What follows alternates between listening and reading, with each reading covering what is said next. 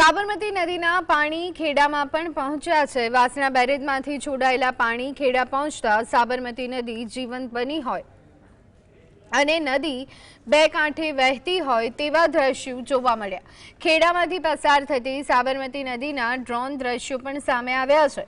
Drone દ્રશ્યમાં ચારે તરફ હરિયાળા ખેતરો અને ખડખડ વહેતી સાબરમતીના અદ્ભુત દ્રશ્યો મનમોહિત કરનારા છે।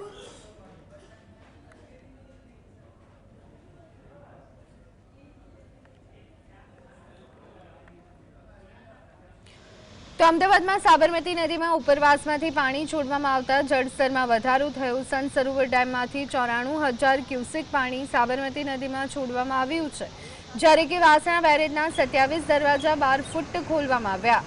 બેરેજનું જળસ્તર 130 ફૂટે પહોંચ્યું છે। સાબરમતી નદીના કાંઠે આવેલા વિસ્તારોમાં વ્હાઇટ સિગ્નલ એલર્ટ જારી કરવામાં આવ્યું છે અને અમદાવાદના ડિઝાસ્ટર મેનેજમેન્ટને સૂચના આપવામાં આવી છે।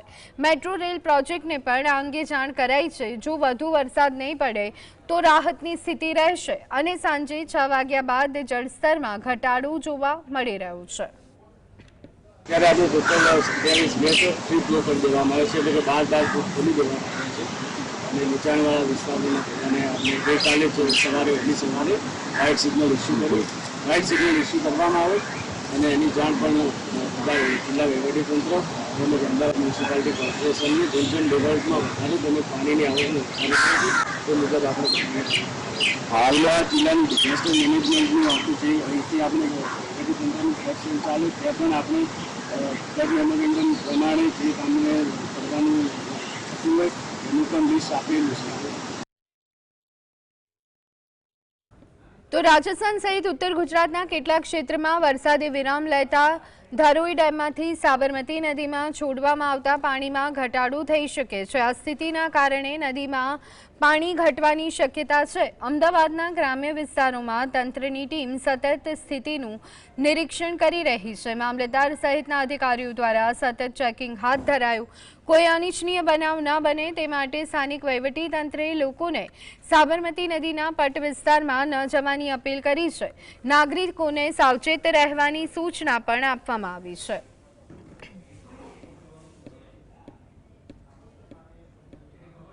ધરોઈ ડેમમાંથી સંત સરોવર અને પછી વાસણામાં પાણીનો ફ્લો અત્યારે છોડવામાં આવી રહેલો છે। હાલમાં અમદાવાદ શહેરના જે વિસ્તાર જે છે, ખાસ કરીને 6 અને દસક્રોઈ અને ધોળકાના 6 અને 7 એટલા ગામોને અત્યારે એલર્ટ કરવામાં આવેલા છે। એલર્ટ તો તમામ ગામોને કરવામાં આવેલા છે, પણ જે નજીકના ગામો છે ત્યાં અત્યારે મામલતદાર અને ટીડીઓની ટીમ અને સ્થાનિક તલાટીઓ સાથે મળી અને દરેક ગામમાં અત્યારે કામગીરી કરી રહેલ છે। વચ્ચેથી પસાર થતી સાબરમતી નદીના જળસ્તરમાં વધારો થતા નદી કાંઠાના નીચાણવાળા વિસ્તારોને એલર્ટ કરવામાં આવ્યા છે। શહેરના પાલડી, જૂનાવાડજ, નવાવાડજ, ગ્યાસપુરા, લીજબ્રિજ, જમાલપુર, રાયખડ, કોચરબ, પીરાણા, પીપળજ, શાહવાડી સહિત 19 વિસ્તારોમાં એલર્ટ જારી કરવામાં આવ્યું છે।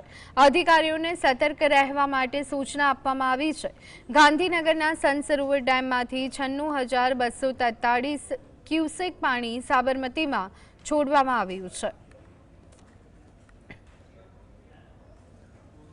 ઉપરવાસમાં પડેલા વરસાદને લઈ પાણી જે છે તે છોડવામાં આવ્યું છે, જેને લઈ અમદાવાદ રિવરફ્રન્ટ ખાતે જે રિવરફ્રન્ટના સીધા દ્રશ્યો જોઈ રહ્યા છો કે જે પાણી જે છોડવામાં આવ્યું હતું, જેને લઈ રિવરફ્રન્ટ જે છે સમગ્ર પાણીમાં જોવા મળી રહ્યું છે। વાસણા બેરેજના 27 જેટલા દરવાજા જે છે તે 6 ફૂટ જેટલા ખુલ્લા કરી દેવામાં આવ્યા છે। હાલ સંત સરોવરમાંથી 96,234 ક્યુસેક પાણીનો આવક જે સાબરમતી રિવરફ્રન્ટ નદી જે છે તેની અંદર છોડવામાં આવ્યું છે। છોડવાને કારણે કંઈ સમગ્ર રિવરફ્રન્ટ જે છે તે પાણીમાં જોવા મળી રહ્યું છે। દ્રશ્યોમાં તમે જોઈ રહ્યા છો સુભાષ બ્રિજ રિવરફ્રન્ટ જે આવેલો છે ત્યાંની અંદર પાણીનો જે આવક જે જઈ રહી છે, જેને કારણે વોકવે જે છે તે બંધ કરી દેવામાં આવ્યો છે। સાથેમાં જ રિવરફ્રન્ટ સહિતના અનેક વિસ્તારોની અંદર જે રેડ એલર્ટ જે છે તે પણ આપવામાં આવ્યું છે, જેને કારણે હાલ જે રિવરફ્રન્ટ ઉપર જે લોકો ચાલવા આવતા હતા તેમજ લોકો રિવરફ્રન્ટ ઉપર જે કહી શકાય કે વોક કરી રહ્યા હતા તે હાલ બંધ કરવામાં આવ્યું છે। સુભાષ બ્રિજ ખાતે વ્હાઇટ સિગ્નલ જે છે તે પણ આપવામાં આવ્યું છે। અમદાવાદના 19 વિસ્તારોમાં આ પાણી જે છે તે આવવાના કારણે એલર્ટ જે છે તે આપવામાં આવ્યું છે. મહત્વની વાત છે કે પાલડી, જૂનાવાડજ, એલિસ બ્રિજ, જમાલપુર, રાયખંડ સહિતના અનેક વિસ્તારોની અંદર વ્હાઇટ એલર્ટ જે છે તે આપવામાં આવ્યું છે. મહત્વની વાત છે કે સંબંધિત અધિકારીઓએ લોકોને જાગૃત કરવા માટે થઈ કહેવામાં આવ્યું છે કે મહેરબાની કરી કોઈએ રિવરફ્રન્ટ ઉપર આવવું નહીં ને રિવરફ્રન્ટ ઉપર પાણીનો મોકળો જે માર્ગ જોવા મળી રહ્યો છે. રિવરફ્રન્ટના તમામ જે બેઠક વ્યવસ્થા રિવરફ્રન્ટ ઉપર રાખવામાં આવી હતી તે હાલ પાણીમાં જોવા મળી રહી છે. સહયોગી વીરેન્દ્રસિંહ પાટી સાથે જતીન બારોટ, GS